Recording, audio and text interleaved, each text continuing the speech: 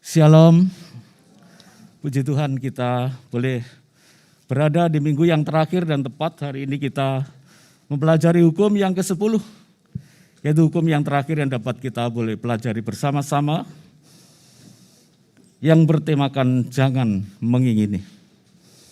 Mari Bapak Ibu sekalian, kita pertama-tama akan membaca di dalam kitab Keluaran pasalnya yang ke-20, ayatnya yang ke-17. Kita akan membaca bersama-sama Keluaran pasalnya yang ke-20, ayatnya yang ke-17, dan setelah itu akan saya lanjutkan dalam Yakobus pasal 1 ayat 12 sampai 18 yang akan saya bacakan. Keluaran pasal 20, ayatnya yang ke-17, mari kita bersama-sama membacanya. 1, 2, 3.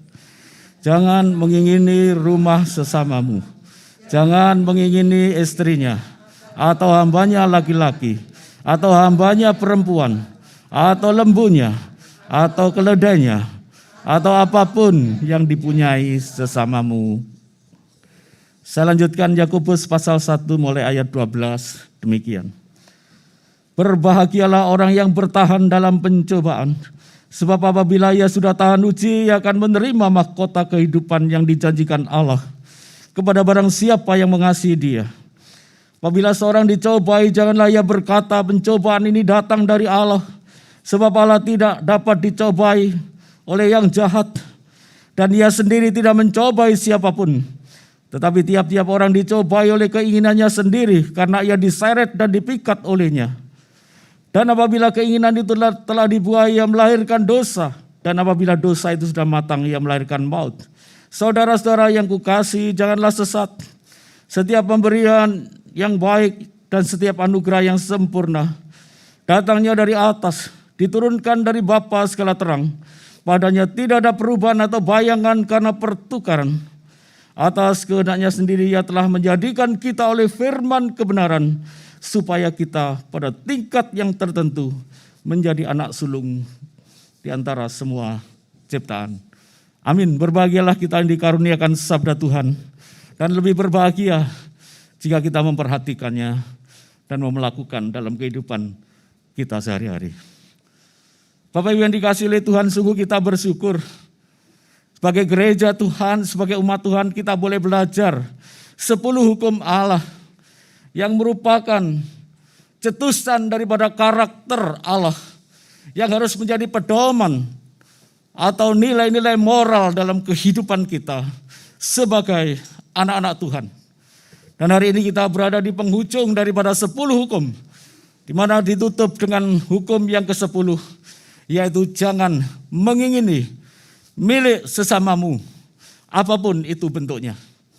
Bapak Ibu yang dikasihi oleh Tuhan, kita tahu bahwa hak kepemilikan daripada setiap orang itu dilindungi oleh undang-undang dan hukum.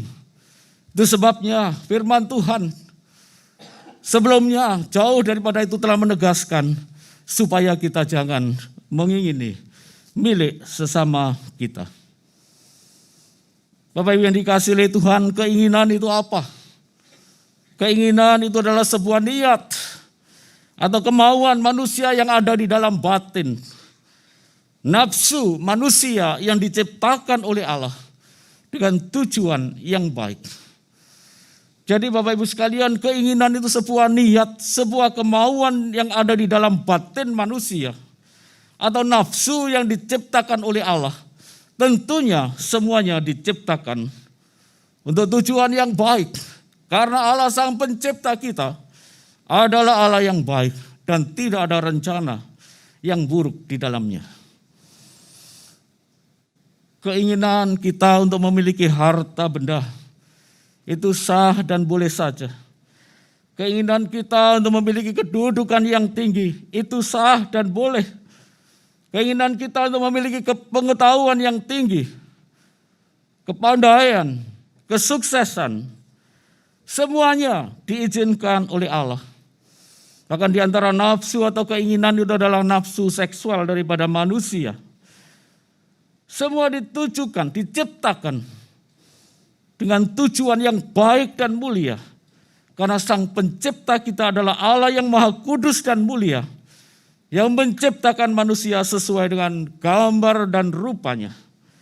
Itulah sebabnya Bapak Ibu yang dikasihi oleh Tuhan, melalui nafsu atau keinginan manusia, kemudian dia akan digerakkan atau digairahkan untuk mencapai sesuatu, untuk menggapai segala cita-citanya, di mana tujuan dan rencana atau target tersebut dapat dicapai dan akhirnya manusia itu akan mengalami kesuksesan karena adanya satu keinginan atau nafsu yang mendorong dia untuk melakukan sesuatu. Dan kalau manusia itu sudah mendapatkannya, maka diharapkan manusia itu kemudian bisa bersyukur kepada Tuhan yang mempercayakan, yang menganugerahkan segala sesuatu kepadanya. Tapi melalui liturgus tadi kita sudah diingatkan bahwa manusia ini diciptakan oleh Allah dalam keadaan yang baik, sangat baik, amat baik. Tetapi Bapak Ibu sekalian, oleh karena kebebasan kehendak atau free will yang diberikan oleh Allah dengan satu ujian, yaitu pohon pengetahuan baik dan jahat, manusia telah dengan sukarela, dengan sengaja dan sadar melanggar perintah Allah dan akhirnya manusia jatuh di dalam dosa. Akibatnya apa Bapak Ibu sekalian? Yaitu gambar Allah yang baik pada diri manusia, karakter Allah menjadi rusak dan kacau balau. Kejadian 3 ayat 7-8. Nah Bapak Ibu yang dikasihi oleh Tuhan, ketika manusia diciptakan Tuhan, yaitu dengan karakter Allah, yaitu dalam kesucian, itu mengandung nilai-nilai moralitas. Allah yang Maha Benar menciptakan manusia dalam kebenaran yang mengandung nilai-nilai hukum. Allah sumber segala hikmat itu menciptakan manusia dan memberikan hikmat dengan tujuan untuk menguasai sesuatu atau menguasai segala ciptaan Allah. Tetapi akibat daripada dosa, ketika gambar Allah itu rusak total pada diri manusia, maka kita melihat bahwa moralitas manusia makin hari makin merusak. Keadilan dan kebenaran diinjak-injak. Hukum diputar balikkan. Yang salah jadi benar. Yang benar jadi salah. Bahkan melalui hikmat yang diberikan Allah kepada manusia, dipakai untuk menguasai orang lain, mencapai tujuannya. Dan akhirnya menjalankan korupsi untuk kepentingan pribadi dan golongan. Bapak Ibu yang dikasihi oleh Tuhan, inilah kita melihat bagaimana kehidupan manusia itu yang akhirnya kacau oleh karena dosa. Kita dikejutkan pada baru-baru ini dengan sebuah peristiwa yang dilakukan oleh seorang jenderal, yaitu Verdi Sambo. Kita sudah mendengar dan kita sudah menyaksikan melalui YouTube atau melalui berita-berita. Verdi Sambo ini beda dengan lagu Sambo, itu beda Bapak Ibu sekalian ya. Yang dinyanyikan oleh Cik Rusni sama Pak Eko itu merdu sekali. Walaupun peristiwanya hampir sama itu. Jadi perpisahan dengan orang yang dikasih. Tetapi beda. Di sini berpisah karena ditembak, saudara ya. Ajudannya ditembak.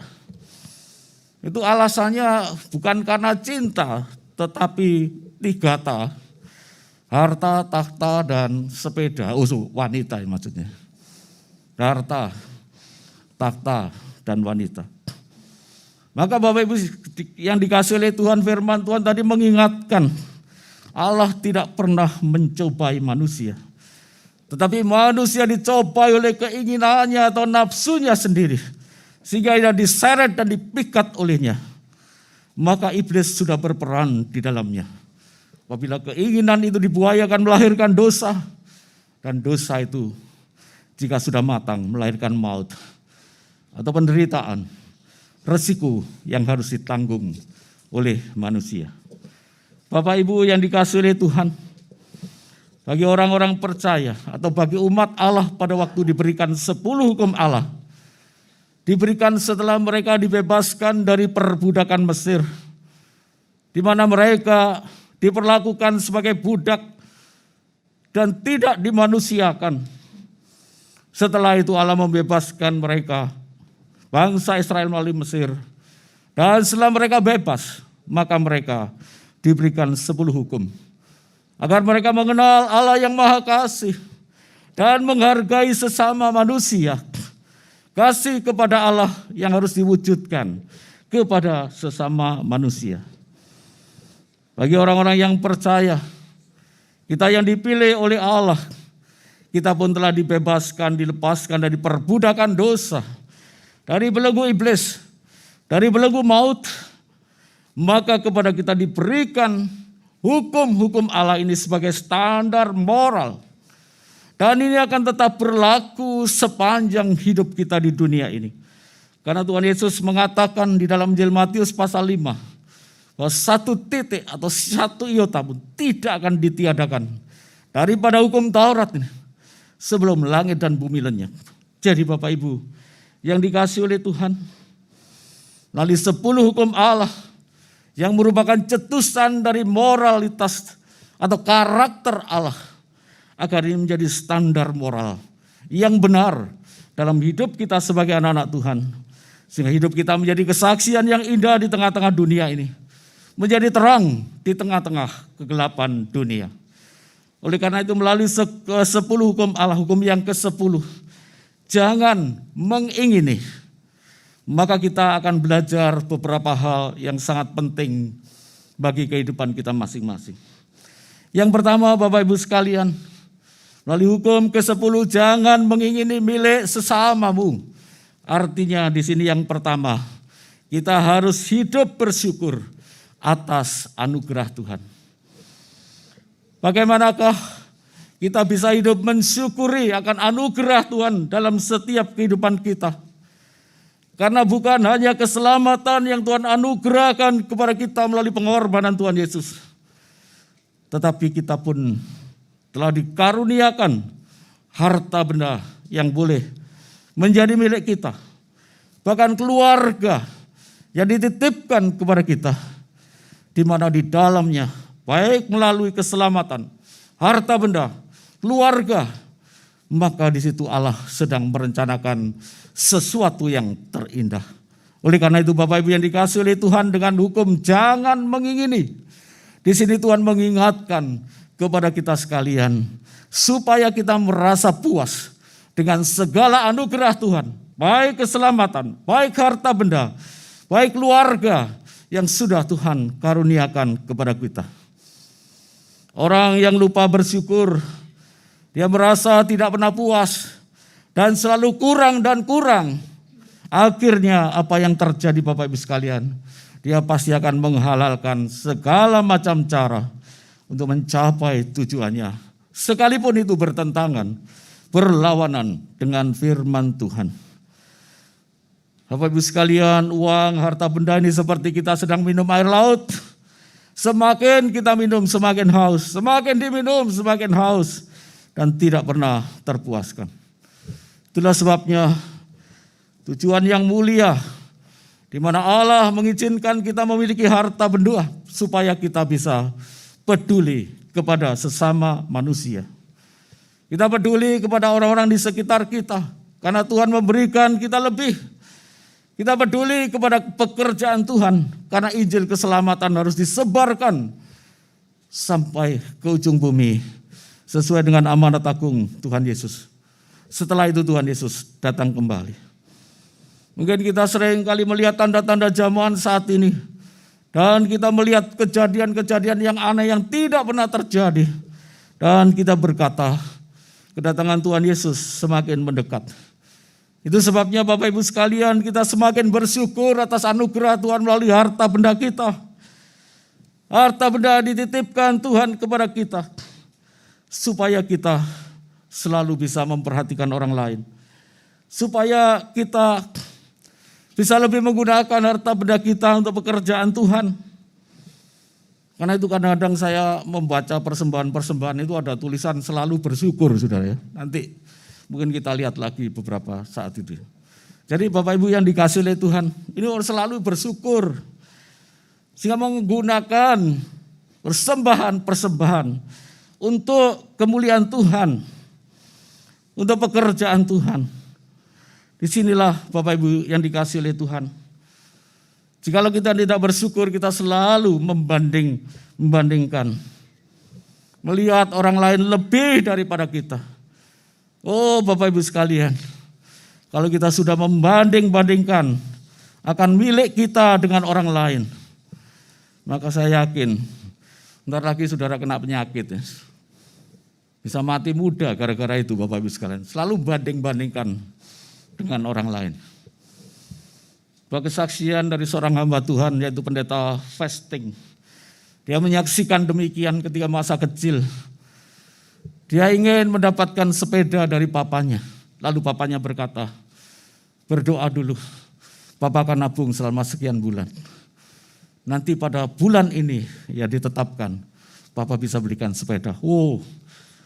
Fasting ini menunggu tiap hari. Dicoret di tanggalannya.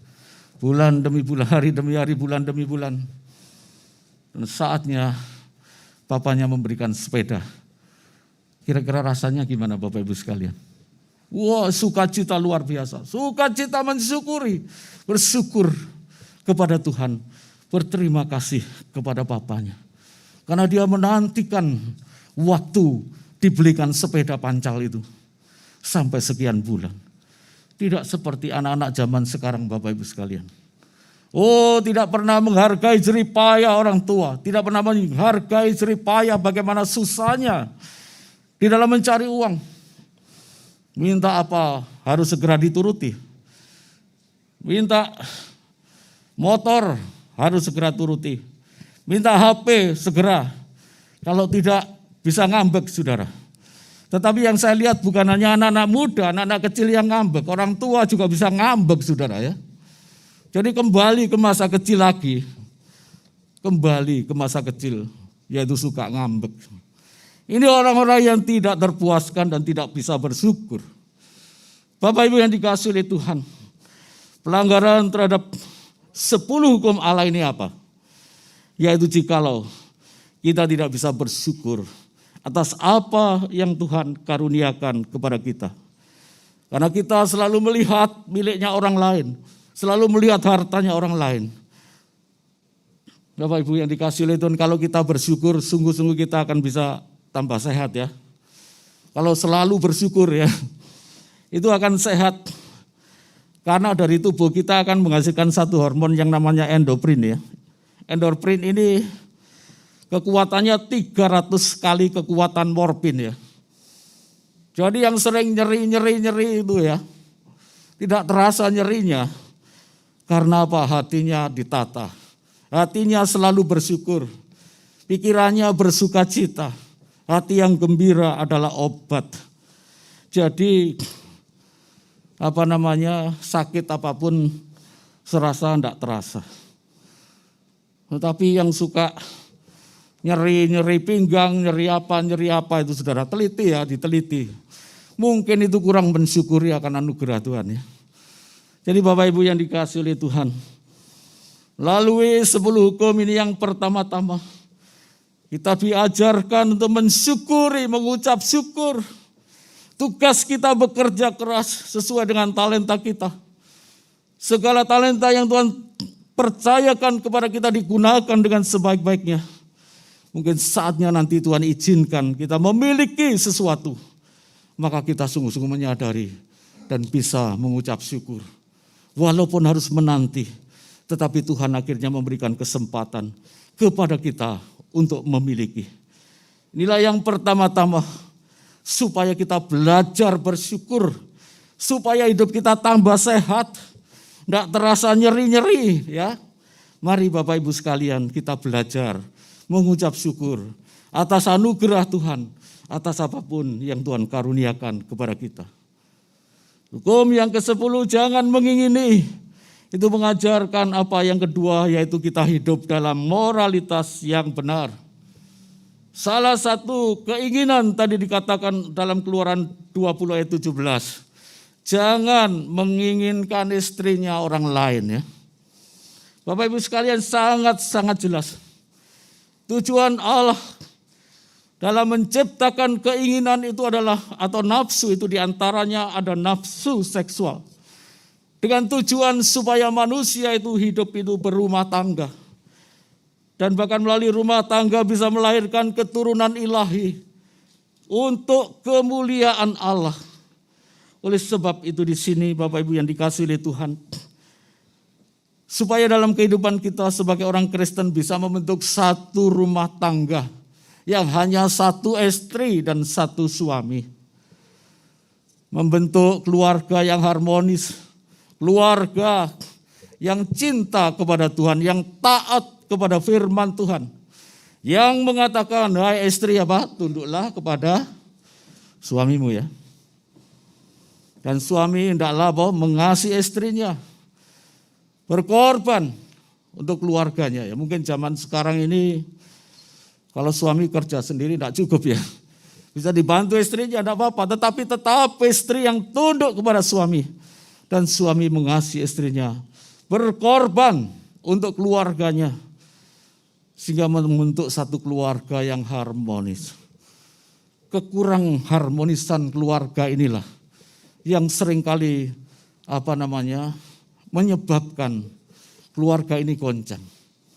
Bisa terjadinya perselingkuhan dan sebagainya, ini adalah produk daripada keluarga yang tidak harmonis. Kadang-kadang suami itu sudah dengar kata-katanya istri terus menerus ya.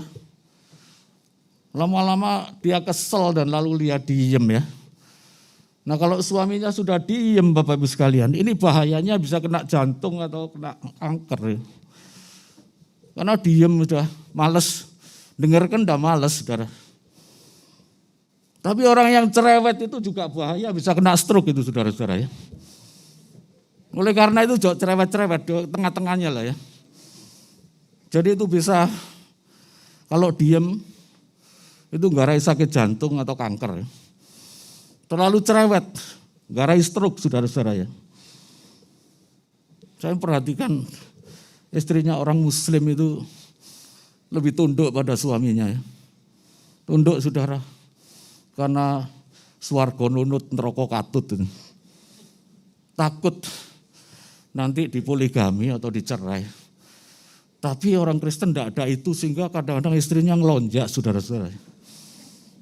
Bapak Ibu yang dikasihi oleh Tuhan, mari kita terapkan firman Tuhan itu dalam hati kita, dalam hidup kita. Kadang-kadang saya melihat suami istri pergi ke kemanten itu ya, wah senang. Rasanya batiknya udah kembaran. Suaminya ketemu teman-temannya reuni senang ya. Baru saja ngambil piring, nyeduk gulai ditamplek mbak istrinya. Ojo makan itu jadi kolesterol ya saudara. Masuk ke nyeduk kekil tamplek lagi saudara-saudara ya. Ojo makan itu asam urat. Nah saudara-saudara sekalian, akhirnya piringnya dilempar. Karepmu wis makan opo? Biar melarat guys, tuku saiki gratis gak oleh mangan. Nah saudara-saudara sekalian ini payah ini ya. Mari ciptakan keluarga yang harmonis ya. Kadang-kadang penyakit itu datangnya bukan karena makanan. Karena istrinya terlalu cerewet saudara-saudara. Suami-suami mati muda itu bukan karena makanan. Karena istrinya cerewet saudara-saudara. Karena itu kalau harus diperkirakan ya. Tengah-tengahnya ya.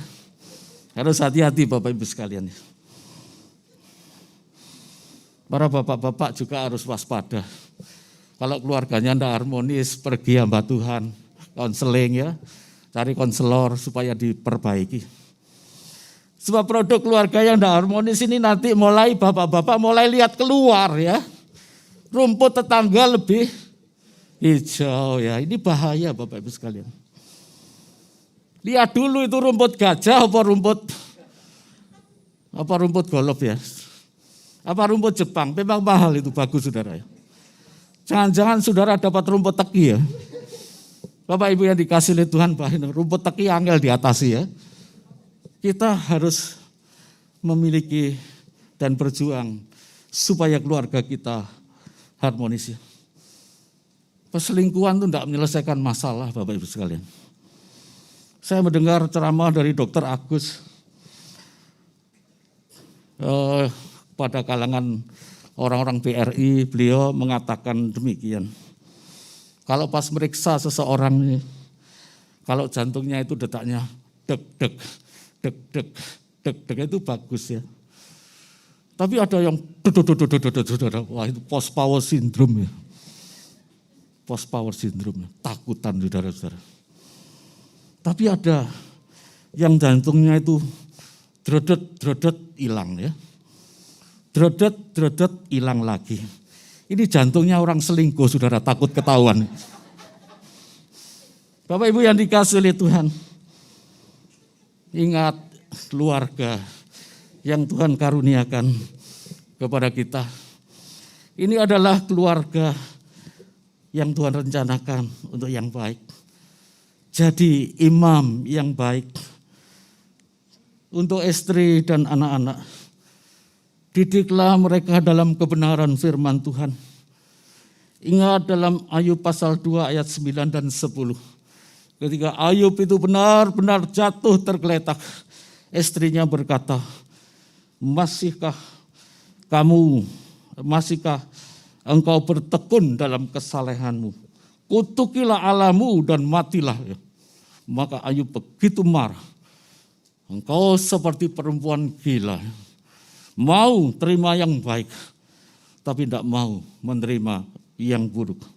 Atau dengan terjemahan bebas, kalau kita terjemahkan, kamu itu perempuan gila ya. Kalau ada uang abang sayang, tidak ada uang abang melayang, saudara-saudara.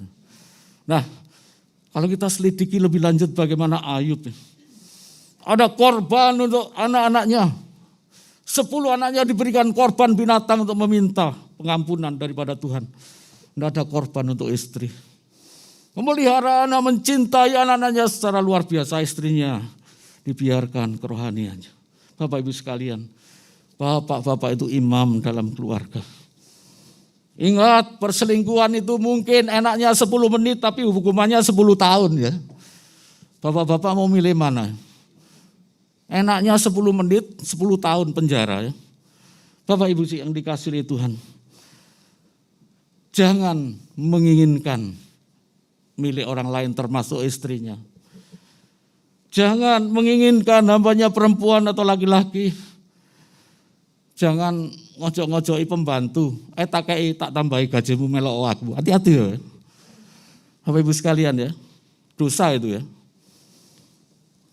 Jangan mengingini lembunya, keledainya apapun juga. Di mana yang pertama kita hidup bersyukur.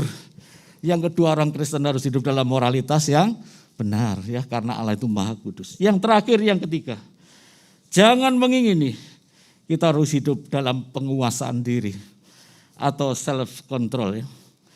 Bapak yang dikasih oleh Tuhan, ketika kita percaya kepada Tuhan Yesus, kita mengundang Tuhan Yesus dalam hati kita. Allah Roh Kudus hadir dalam hati kita. Tidak hanya memberikan hidup yang baru, tetapi hukum yang baru yang diletakkan dalam hidup kita. Kita tinggal menyerahkan hidup kita pada kontrol daripada Roh Kudus, penguasaan daripada Roh Kudus. Supaya hidup kita jangan dikontrol oleh diri kita sendiri. Apalagi dikontrol oleh anggur ya, yang mabuk-mabuk ya. Mari kita serahkan hidup kita dalam penguasaan Roh Kudus. Bahayanya orang yang tidak bisa menguasai diri. Dia akan mudah dikalahkan, dihancurkan oleh iblis. Amsal 25 ayat 28 dikatakan, orang yang tidak dapat mengendalikan diri adalah seperti kota yang roboh temboknya. Dia mudah diserang, mudah dihancurkan oleh iblis. Tetapi sebaliknya orang yang memberikan dirinya dipimpin dan dikuasai oleh Roh Kudus, maka hidupnya akan semakin hari semakin mirip dengan Kristus. Dia akan mengutamakan kehendak Bapaknya yang di surga. Hidup melayani Tuhan dan sesama. Tuhan Yesus tadi mentaati sampai kehendak Bapanya sampai mati di atas kayu salib. Tuhan Yesus melayani manusia, mereka yang tertindas, mereka yang sakit, mereka yang menderita. Prihatin terhadap kondisi manusia. Hidup yang dipenuhi dengan Roh Kudus. Dia akan mirip, semakin mirip dengan Kristus yang melakukan kehendak Bapa, melakukan firman Tuhan, dan juga melayani Tuhan dan sesama manusia. Hidup dalam penguasaan Roh Kudus adalah kehidupan yang berkemenangan. Amsal 16 ayat 32. Orang yang sabar melebihi seorang pahlawan, dan orang yang menguasai dirinya melebihi orang yang merebut kota. Artinya dia akan menang terhadap peperangan rohani. Karena dia memberikan dirinya dipimpin dan dikuasai Roh Kudus. Bapak Ibu yang dikasihi oleh Tuhan, 10 hukum Allah telah selesai. Jika kita benar-benar memiliki Allah Roh Kudus dalam hati kita, maka kita akan dimampukan, disanggupkan untuk melakukan 10 hukum Allah yang merupakan cetusan dari karakter Allah sendiri, yang menjadi pedoman dalam kehidupan kita sehari-hari. Yeskiel 36 ayat 26 sampai 27. Firman Tuhan demikian, kamu akan kuberikan hati yang baru dan roh yang baru dalam batinmu. Dan aku akan menjauhkan dari tubuhmu hati yang keras, dan akan kuberikan kepadamu hati yang taat. Rohku akan kuberikan dalam batinmu, dan aku akan membuat kamu hidup menurut segala ketetapanku dan tetap berpegang pada peraturan-peraturanku dan melakukannya. Jadi Bapak Ibu sekalian, Allah Roh Kudus akan memampukan kita melakukan 10 hukum Allah. Kita tidak berjuang sendiri, tetapi inilah standar moral. Makin hari kita mentaati hukum-hukum Allah, maka hidup kita akan diberkati oleh Tuhan sesuai dengan janji Tuhan. Dan hidup kita akan menjadi berkat bagi sesama, bagi pekerjaan Tuhan. Nama Tuhan dipermuliakan melalui hidup kita. Kiranya Tuhan menopang kita melalui Allah Roh Kudus yang memampukan kita untuk hidup dan berstandarkan hukum moralitas 10 hukum Allah. Karena kita sudah dimerdekakan dan kita sudah diselamatkan. Tuhan kiranya memberkati dan menopang kita. Mari kita berdoa.